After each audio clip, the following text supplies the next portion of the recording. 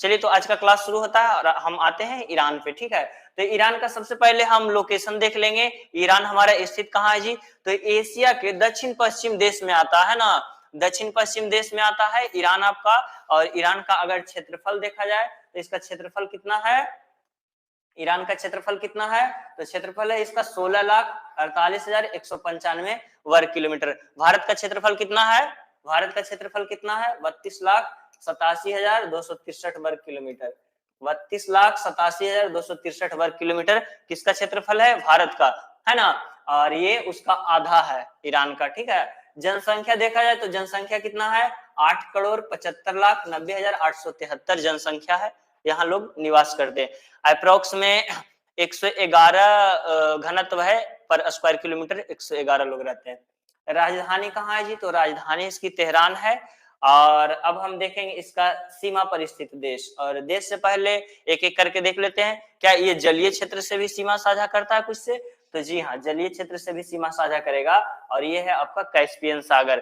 Caspian सागर खारे पानी की विश्व की सबसे बड़ी झील है, और जिससे सीमा साझा होता है ईरान का एक और जलीय सीमा साझा करता है, और वो है गल्फ ऑफ पर्शियन, फारस की खाड़ी, ठीक है। क्या हो गया? दक्षिण में फारस की खाड़ी और उत्तर में कैस्पियन सागर से सीमा साझा करता है।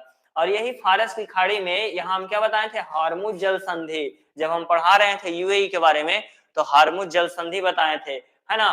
फिर ये गल्फ ऑफ ओमान है, ओमान की खाड़ी है, यहाँ ओमान की खाड़ी है, इधर फारस की खाड़ी है, और दोनों को कनेक्ट करने का काम करता है, और वो है हार्मुज जल संधि, जो यूएई यानी कि अरेबियन प्रायद्वीप और ईरान के बीच में पड़ता है। कौन सा जल संधि?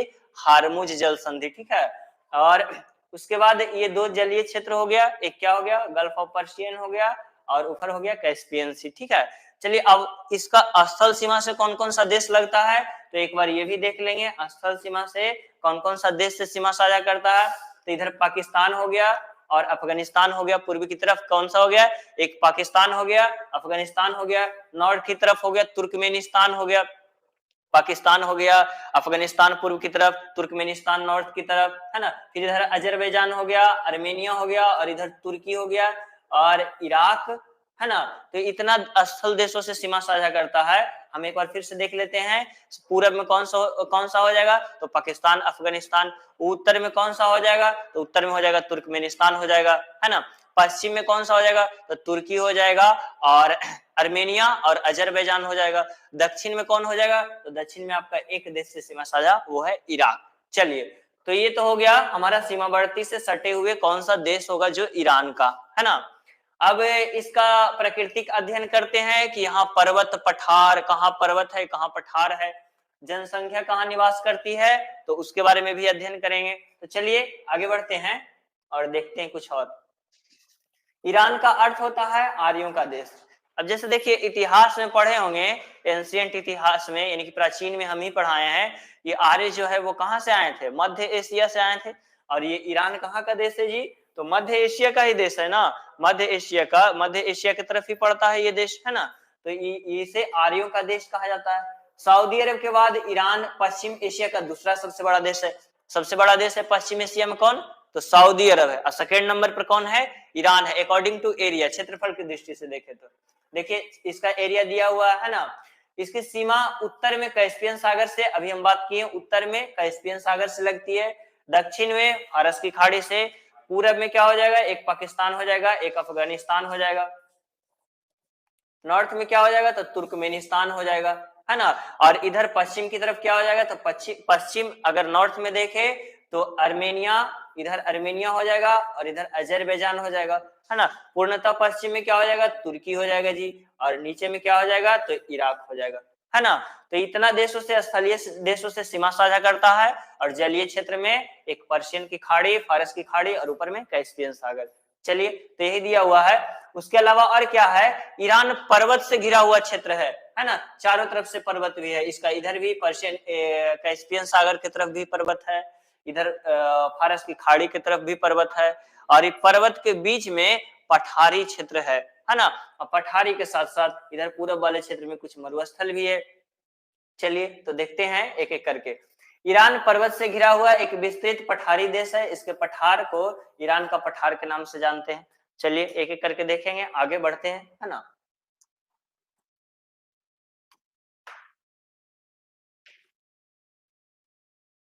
ईरान के चारों तरफ अगर देखा जाए तो चारों तरफ क्या है, तो पर्वत से घिरा हुआ। अब पर्वत में कौन कौन सा हो जाएगा जी, तो एलबुर्ज पर्वत नॉर्थ में है, कैस्पियन सागर की तरफ कौन सा पर्वत है, एलबुर्ज पर्वत। और दक्षिण में क्या है, तो जयग्रोस है। दक्षिण में कौन सा पर्वत है जी, जयग्रोस। दो इंपॉर्टेंट पर्वत क्या हो गया, एक एलबुर्ज पर्वत हो गया, एक जयग्रोस पर्वत हो गया, है ना। अब देखिए एलबुर्ज पर्वत श्रेणी उत्तर पूर्व में खुरासान पर्वत तथा कपेदान श्रेणी, मतलब ये भी उत्तर का ही भाग है। एक खुरासान पर्वत है ना, जो हिस्ट्री में खुरासान के नाम आता है हमेशा। और खुरासान के बाद क्या है, कपेत दाग, ये भी उत्तर की तरफ ही है। यानी कि एलबुर्ज पर्वत को अगर उत्तर की तरफ बढ़ेंगे तो दो और चोटी मिलता है, उसमें से एक है खुरासान और एक है कपेत दाग, है ना। और दक्षिण की तरफ अगर फारस की खाड़ी की तरफ देखेंगे तो यहाँ भी एक पर्वत है, उसका नाम क्या है, तो जयग्रोस। नॉर्थ की तरफ क्या है, एल्ब्रोस। साउथ की तरफ क्या है, जयग्रोस। दो पर्वत हो गया क्या, नॉर्थ की तरफ एल्ब्रुस और साउथ की तरफ जयग्रोस। अब वही एल्ब्रुस के पूरब की तरफ बढ़ेंगे तो खुरासान पर्वत है, और एक और क्या है, कापेत दाग है। तो ये दो पर्वत हो गया। एल्बुर्ज पर्वत श्रेणी देश की सबसे ऊंची पर्वत श्रेणी में से एक है ना। भारत का सबसे ऊंची पर्वत श्रेणी में से कौन सा है, भारत की सबसे ऊंची चोटी भारत में स्थित जो है कंचनजंगा, कंचनजंगा है भारत का। हाँ, कंचनजंगा। केटू भारत में स्थित नहीं है, वो पीओके में स्थित है। भारत का और भारत में स्थित जो है वो केटू है, सॉरी कंचनजंगा है जो सिक्किम में है। केटू काराकोरम का पार्ट है जो पीओके पाकिस्तान ऑक्युपाइड कश्मीर वाले क्षेत्र में पड़ता है, ठीक है। तो ऐसे तो है सबसे ऊंची चोटी भारत का केटू ही, लेकिन वो भारत के कब्जा पे अभी नहीं है, उसको पाकिस्तान कब्जा किए हुए है। सबसे ऊंची चोटी दमावंद है ना, उसकी ऊंचाई कितना 5,671, है ना। और यहाँ के पठारी भाग पर अनेक खारे पानी की झील है। ये पठारी भाग है, ये दोनों वाले क्षेत्र वाले, जो ये जो है ईरान का पठार वाला है, और ये पठारी भाग में अनेक छोटे छोटे झील है। और वो झील पठारी क्षेत्र में रहेगा तो किस प्रकार का झील रहेगा, झील मुख्य रूप से दो होता है, मीठे पानी की झील और खारे पानी की झील, है ना। जल के गुण के आधार पर उसमें नमक की मात्रा रहेगा तो वो खारे पानी की झील हो जाएगा, नमक की मात्रा नहीं रहेगा तो मीठे पानी की झील होगा, ठीक है। अब देखिए यहाँ मरुस्थल भी है, और मरुस्थल का भी अध्ययन करेंगे, कुछ दूर और आगे बढ़ते हैं तो, है ना। अब देखिए ईरान का पठार अंतर पर्वतीय पठार का उदाहरण है, और वही अंतर पर्वतीय पठार में दो मरुस्थल है, और दो मरुस्थल का नाम क्या है, एक दस्त ए कबीर है और एक दस्त ए लूट है, ठीक है। दो मरुस्थल है, क्या नाम है, दस्त ए कबीर और दस्त ए लूट। दो पर्वत बताए ना, एलबुर्ज पर्वत और जयग्रोस पर्वत, है ना। और इधर फिर खुरासान भी बताए थे, ये नहीं है, खुरासान, खुरासान, ठीक है, खुरासान पर्वत। और दो क्या बताएं अभी, दो मरुस्थल, दस्त ए कबीर और दस्त ए लूट, और ये दोनों पर्वत के बीच में पठारी भाग में ही पड़ता है, ठीक है। समझ में आ गया यहाँ तक। करुण देश की सबसे बड़ी नदी है यहाँ, है ना। करुण जो है वो ईरान की सबसे बड़ी नदी है, और वो इस क्षेत्र में बहती है, यहाँ नहीं दिया हुआ है। और वो जा करके यहाँ दजला और फरात नदी जो है, दजला और फरात नदी का जो संगम होने के बाद वो बनाता है, दजला और फरात नदी संगम होने के बाद वो एक नया नदी बनाता है, उसका नाम है सत अल अरब, और उसी में जाकर के ये मिल जाता है ना। कौन सा नदी का बात किए, करुण नदी। उत्पत्ति कहाँ से होता है, तो ये जयग्रोस पर्वत से उत्पत्ति होता है, और इधर की तरफ किनारे बहते हुए दजला और फरात जहां संगम होता है, उसके बाद एक नया नदी बनता है सत अल अरब, उसी में जाकर के अपना जल विसर्जन करती है, ठीक है। इसके अलावा और भी नदी है, अतरक है, साफीद है, अरक है, और ये सब नदियां हैं जिनमें वर्ष भर पानी भरा हुआ रहता है। और ये जितना भी नदी है वो उत्तर पश्चिम वाले क्षेत्र में, ठीक है। यहाँ क्लियर से मैप पे लोकेट नहीं दिया हुआ। अतरक नदी दक्षिण पूर्व में साफीन तथा अरक नदी एलबुर्ज पर्वत से निकलकर कैस्पियन सागर में गिरती है, ठीक है। अब देखिए ये किधर वाले क्षेत्र में है, उत्तर वाले क्षेत्र में। अभी जैसा कि हम बात किए, ये कैस्पियन सागर में एलबुर्ज पर्वत से निकल करके ये कहाँ गिरती है, जल कैस्पियन सागर में गिराएगी। तो नॉर्थ की तरफ छोटी छोटी कुछ नदियां हैं, स्थानीय स्तर पर और भी नदी होगा, और ये नदी क्या है, इसमें सालों भर पानी रहता है। इसका रीजन क्या है, ये जो पर्वत जो है वो उसका हाइट ज्यादा है, तो उसमें ग्लेशियर रहता है, ग्लेशियर मतलब बर्फ रहेगा, और बर्फ सालों भर पिघलते रहेगा तो वो धारा बना करके रखेगा सालों भर, नदी में सतत बना करके रखेगा। जैसे बिहार के उत्तर में जो नदी है गंगा जो हिमालय से निकलती है, वो ज्यादातर नदी सदा नीरा होती है, वो चाहे ये गंगा हो जाए, यमुना हो जाए, गंडक हो जाए, कोसी हो जाए, महानंदा हो जाए, या फिर और भी कोई नदी हो जाए। ठीक है, चलिए और आगे बढ़ते हैं। अब जलवायु देखेंगे इसका, ईरान का जलवायु। तो यहाँ का जलवायु किस प्रकार का है, तो महाद्वीपीय जलवायु है, तापमान अधिक और वर्षा विषमता। ये सभी जगह वर्षा का विषमता सब जगह पाया जाएगा। वर्षा को प्रभावित करने वाले कारक हम कल भी बताए थे, क्या होता है, लैंडफॉर्म्स। लैंडफॉर्म्स होता है, और इसके बारे में काफी अच्छे से हम चैनल पे एक वीडियो बनाए हुए हैं, वो जाके आप देख सकते हैं। ठीक है, landforms, L for latitude, A for altitude, near to sea, direction of wind, forest, oceanic current, उसका रेनफॉल और सॉइल, ये सब वर्षा को प्रभावित करता है, और यही सब क्लाइमेट को भी प्रभावित करेगा।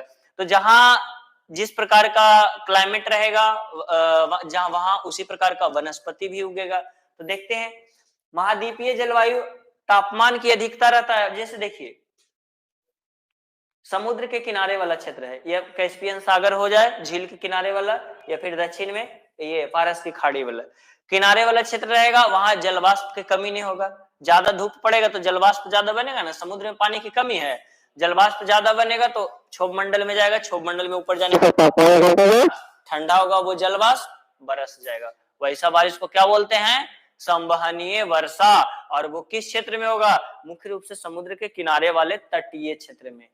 जैसे जैसे हम अंदर जाते जाएंगे, पर्वत है तो पर्वत, अब इधर से हवा अगर चलता है, समुद्र की तरफ से अगर हवा चलता है, सपोज दैट हम ये मान ले इधर समुद्र है ना, और इधर स्थल है। अगर इधर से हवा चलेगा तो स्थलीय भाग में वो हवा अपने साथ नमी युक्त वायु को लेकर के जाएगा, नमी युक्त मतलब बाष्प वाला हवा को। और स्थल में क्या है, पर्वत है, पर्वत से टकराया वो हवा चला गया पर्वत के ऊपर, ऊपर जाएगा तो ठंडा हो जाएगा, तो क्या होगा, बारिश करवाएगा ना, तो पर्वतीय वर्षा होगा ये, है ना। एक पर्वतीय वर्षा हो गया, एक क्या बताएं, संवहनीय वर्षा, एक बताएं पर्वतीय वर्षा। अब एक हुआ कि यहाँ समुद्र में चक्रवात उठ गया, और ये गोले गोले नागिन डांस करते हुए स्थल की तरफ चला गया, तो वो चक्रवात अपने साथ बारिश लेके जाएगा, उसको क्या बोलेंगे, चक्रवातीय वर्षा। तीन प्रकार का वर्षा बताएं, कौन कौन वर्षा, संवहनीय वर्षा, पर्वतीय वर्षा और चक्रवातीय वर्षा, है ना। ये ज्योग्राफी में काफी अच्छे से पढ़ना है तीनों। गर्म तथा सर्दी में तापमान में भारी अंतर रहता है, इस क्षेत्र में रहेगा ही। बीच वाले पठारी क्षेत्र ज्यादा हीट होगा, किनारे वाले क्षेत्र हीट होगा, तो बारिश हो जाएगा, तो तापमान न्यूट्रल कम जाता है वहां। लेकिन पठारी क्षेत्र हीट ज्यादा होगा और ठंडा भी ज्यादा होगा जल्दी, तो वहां तापांतर ज्यादा रहेगा। फारस की खाड़ी के तटीय भाग में ग्रीष्म ऋतु में तापमान 50 डिग्री सी को पार कर जाता है। फारस की खाड़ी यानी कि ये क्षेत्र में, ठीक है, फारस की खाड़ी नीचे वाले क्षेत्र की बात कर रहा है, यहाँ तापमान अत्यधिक पार हो जाता है। देश के आंतरिक भाग में ग्रीष्म ऋतु में दिन का तापमान 50 डिग्री सी हो जाता है, लेकिन रात का तापमान क्या हो जाएगा, वो गिर करके 0 पे चला जाएगा। इसका रीजन क्या है, कि पठारी भाग सॉलिड, जैसे गैस पर हम बर्तन रखते हैं, गैस पर बर्तन रखते हैं तो वो जल्दी हीट हो जाता है, अब पानी उसमें भर के रख देंगे तो टाइम लगता है ना उसको हीट होने में, है। तो यहाँ जो पठारी भाग है वो क्या है, पूरा ठोस है ना, तो वो जल्दी हीट हो जाएगा, तो जल्दी हीट होगा। बर्तन को अगर गैस पर से हटा कर रख दिए बिना पानी वाला बर्तन, वो जल्दी ठंडा भी हो जाएगा। तो जो ठोस जो है वो उसको हीट होने में भी कम वक्त लगता है और ठंडा होने में भी कम वक्त लगता है, इस कारण ये जल्दी हीट हो जाएगा, तापमान भी ज्यादा हो जाएगा और जल्दी से ठंडा होकर टेम्परेचर लो भी कर देगा। इसी कारण तापांतर पाया जाता है, कहाँ, बीच वाले पठारी वाले क्षेत्र में। शीत ऋतु में कैस्पियन सागर और अरब सागर के तट से छोड़ करके तापमान हिमांक बिंदु के नीचे चला जाता है। शीत ऋतु का तापमान कैस्पियन सागर यानी कि इधर का क्षेत्र, और एक फारस की खाड़ी वाला क्षेत्र है ना, अरब सागर वाला क्षेत्र यही है, फारस की खाड़ी वाला, का है कि वो अरब सागर से आगे मिलता है जाकर के हार्मुज जल संधि, उसको ओमान की खाड़ी से जोड़ेगा। ओमान की खाड़ी किसका पार्ट है, तो अरब सागर का पार्ट है, अरब सागर का पूरब वाला क्षेत्र है, ठीक है। वो मैप देखोगे तो थोड़ा सा ज्यादा क्लियर रहेगा, ठीक है। तो शीत ऋतु में कैस्पियन सागर और अरब सागर के तटीय क्षेत्र को छोड़ करके पूरा का हिमांक बिंदु चला जाता है नीचे। वही रीजन है कि ठोस भाग है तो ठोस भाग जल्दी ठंडा होगा। अधिकांश वर्षा शीतकालीन चक्रवात से होती है, चक्रवात अभी समझा दिए ना, और चक्रवात कहाँ से उठता है? तो मुख्य रूप से समुद्र से उठता है और भूमध्य सागर वाला चक्रवात से यहाँ बारिश होगा। इधर हिंद महासागर की तरफ से चक्रवात उठेगा, उससे भी बारिश होगा, वही अरब सागर का, है ना। उत्तर पश्चिम में वर्षा औसतन 125 सेंटीमीटर होता है। उत्तर पश्चिम वाला क्षेत्र यानी कि ये वाला क्षेत्र जहां ज्यादातर नदियां जहां से निकलती है, वहां औसतन वर्षा 125 सेंटीमीटर, 100 से प्लस है। मतलब वहां का जलवायु अच्छा होगा, पेड़ पौधा ज्यादा रहेगा, वहां का टेम्परेचर लो रहेगा, है ना, जैव विविधता ज्यादा रहेगा। और दक्षिण पूर्व वाला भाग में औसत वर्षा 5 सेंटीमीटर होता है। दक्षिण पूर्व, ये जो पाकिस्तान और अफगानिस्तान से बॉर्डर जो सीमा साझा करता है, तो इसी कारण वहां मरुस्थल बना हुआ है ना। दस्त-ए-लूट मरुस्थल इधर है ना, देखो लिखा हुआ दस्त-ए-लूट और यहाँ दस्त-ए-कबीर। तो पूरा अफगानिस्तान से सीमा साझा कर रहा है ये दस्त-ए-लूट। 5 सेंटीमीटर बारिश होगा तो वो क्या होगा? वनस्पति विहीन क्षेत्र होगा। पेड़ पौधा नहीं रहेगा, पेड़ पौधा नहीं रहेगा, और जब पेड़ पौधा नहीं रहेगा तो जीव जंतु भी नहीं रहेगा, ऑब्वियसली बात है। तो कैसा क्षेत्र रहेगा? वनस्पति विहीन क्षेत्र। कोई दिक्कत? आगे बढ़े, लिख लेना एक बार, अच्छा रहेगा इसको बाद में। आगे देखेंगे, अब देखेंगे ईरान की जनसंख्या का आजीविका, है ना। वहां की जनसंख्या का आजीविका क्या है? तो आधी जनसंख्या कृषि और पशुपालन के द्वारा अपना आजीविका चलाती है। देखिए ऑब्वियसली बात है कि अगर हम ईरान का मैप देखें, है ना, इसी प्रकार का था मैप, तो अगर हम ये मैप देखें तो इधर वाले क्षेत्र में वर्षा ज्यादा हो रहा था, यहाँ कृषि अच्छा होगा, है ना। जैसे जैसे हम पूरब की तरफ बढ़ते जा रहे थे, बारिश कमता जा रहा था, और पूरा पूरब की तरफ 2 मरुस्थल था, दस्ते-लूट दस्ते-कबीर, वहां और नहीं बारिश होगा। बीच वाले क्षेत्र में बारिश ठीक ठाक होता है 80-90 सेंटीमीटर के आसपास, तो वहां घास के हाँ, तो वहां घास के मैदान रहेगा। पठारी वाले क्षेत्र में कुछ जगह पर घास का मैदान, वही घास का मैदान जो दिमाग में इमेजिनेशन होता है इस प्रकार का। तो जब घास का मैदान रहेगा तो वहां हम पशुपालन कर सकते हैं ना। तो इस कारण इस क्षेत्र में यानी कि पठारी वाले क्षेत्र में पशुपालन होता है, और पशुपालन में मुख्य रूप से भेड़, बकरी, जो मांस और चमड़ा या फिर ऊन ये सब प्रदान करने वाले जानवर रहेंगे, उसका पशुपालन होगा, है ना, उसको पाला जाएगा। उसके अलावा अब कृषि भी होगा, इस क्षेत्र में मुख्य रूप से कृषि ज्यादा होता है। तो जौ, हाँ, जौ, चावल, मक्का, ज्वार, बाजरा, ये सब का फसल होता है ना। धान के फसल के लिए वैसे भी 100 सेंटीमीटर वर्षा क्रॉस कर गया तो धान का फसल हो ही जाता है, और 125 ज्यादा ही हो गया। फिर अगर कहा जाए तो गेहूं का फसल के लिए, तो उसके लिए तो 75 सेंटीमीटर भी बारिश होगा तो काफी, कम भी होगा तो चलेगा। और जौ का भी वही फेनोमेना है, ज्वार का भी वही फेनोमेना है, और बाजरा का भी वही है। वो तो जहां गेहूं हो गया तो गेहूं जहां होगा वहां मक्का, ज्वार, बाजरा इजिली उत्पादन हो जाएगा। सेम क्लाइमेट है लगभग। अब ईरानी खुबानी नामक मेवा के लिए विश्व प्रसिद्ध है ईरान, है ना। खुबानी मेवा खाने का पदार्थ है, हाँ, ड्राई फ्रूट है, ड्राई फ्रूट के लिए प्रसिद्ध है। ईरान में 17% क्षेत्र पर चारागाह, चारागाह वही बताए ना, चारागाह रहेगा, पशुपालन क्रिया होगा वहां, है ना। 22% जनसंख्या पशुपालन पर निर्भर है, और यहाँ प्रमुख पाले जाने वाले पशु जो है भेड़ है, ठीक है। इसके अलावा बकरियां, गधे, घोड़े, ऊंट, गाय, बैल और भी पाला जाता है। दूध वगैरह भी तो प्राप्ति करना है, उससे चमड़ा के साथ साथ दूध के साथ साथ व्यवसाय भी करना है, मांस उद्योग को भी प्रॉपर बढ़ावा देना है। तो लगभग सभी पशु पाले जाते हैं जो मुख्य रूप से पालतू पशु हैं। चलिए और आगे बढ़ते हैं, थोड़ा सा और देखते हैं इसके बारे में। अब खनिज के बारे में देखते हैं कि ईरान में खनिज संसाधन किस प्रकार का है। बहुत से खनिज पाए जाते हैं यहाँ। पेट्रोलियम तो पूरा दक्षिण उत्तर पश्चिम वाले क्षेत्र में, यानी कि एशिया के पश्चिम क्षेत्र में तो लगभग में पेट्रोलियम मिला है। अरे अरेबियन प्रायद्वीप पूरा पेट्रोलियम से भरा हुआ, UAE, Saudi Arabia, Qatar, Bahrain, Kuwait, Syria, Jordan, Palestine, सब जगह, है ना। ईरान के दक्षिण पश्चिम में पेट्रोलियम का प्रमुख भंडार है ना। कहाँ है? तो दक्षिण और पश्चिम यानी कि ये क्षेत्र में, और यहीं पर ही तो है इराक है, इधर कुवैत है, और यही पेट्रोल निकलता ही है, तो इसका भी क्षेत्र जो इधर पड़ेगा उससे पेट्रोल निकलेगा, है ना। ईरान का तेल राजधानी के रूप में आवादान इस प्रदेश में है। आवादान यहाँ एक जगह का नाम है ना। और वो आवादान क्या,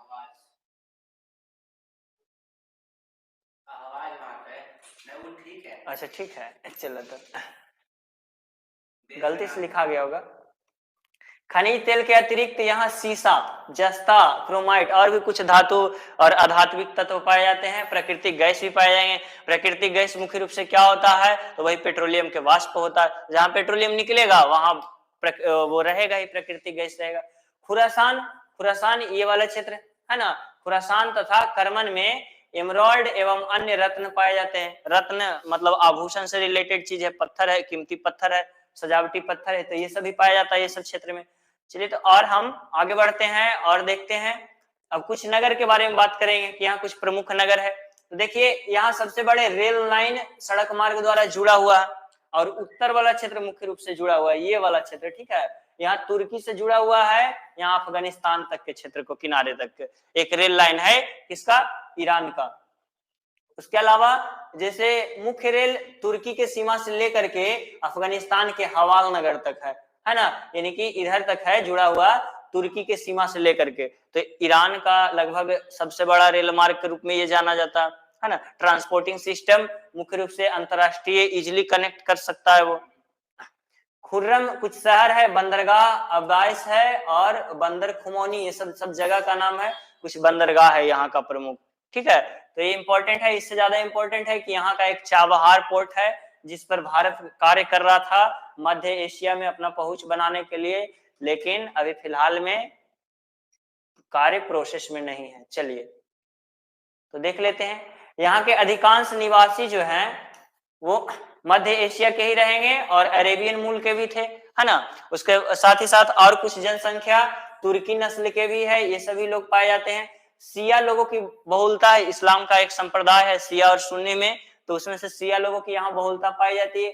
परंतु कुछ जनसंख्या में ईसाई भी पाए जाते हैं और यहूदी भी। यहूदी की आबादी विश्व में सबसे ज्यादा कहाँ है, कहाँ है जी, इजराइल। चाबहार बंदरगाह ईरान के दक्षिण तट पर सिस्तान प्रांत में स्थित है। यही चाबहार पोर्ट का बात कर रहा है, जो भारत इससे मध्य एशिया के संबंध बनाना चाह रहा था, पूरा मध्य एशिया में कनेक्टिविटी बनाना चाह रहा था। लेकिन फिलहाल में ये सब प्रोजेक्ट जो है वो रुका हुआ है, पता नहीं भारत सरकार इस पर क्यों नहीं कार्य कर रही है। इम्फहान, तबरीज, ये सब जो है कुछ प्रमुख नगर है यहाँ का, है ना। खुर्रम शहर, ये सब बंदरगाह है यहाँ का। और उसके बाद कुछ तेल निर्यात के लिए प्रमुख द्वीप है, जो किसका नाम है,